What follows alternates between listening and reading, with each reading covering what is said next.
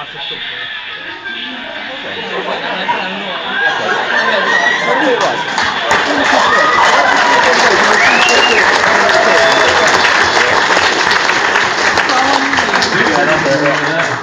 were right, that definitely is a beer Rodrigo. What has happened? Sorry. Yes, you do have prizes, third, second, and first. Collect them from registration desk in the morning, hopefully they should be ready. Okay, cool.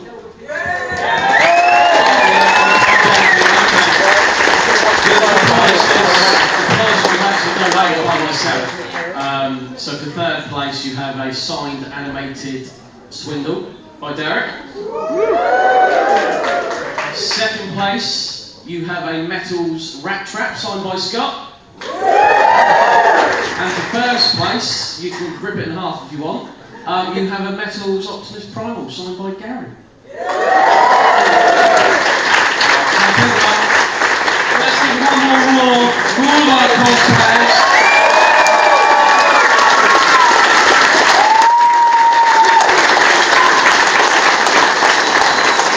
And very shortly, I think we're going to be cracking on with a prime performance from someone.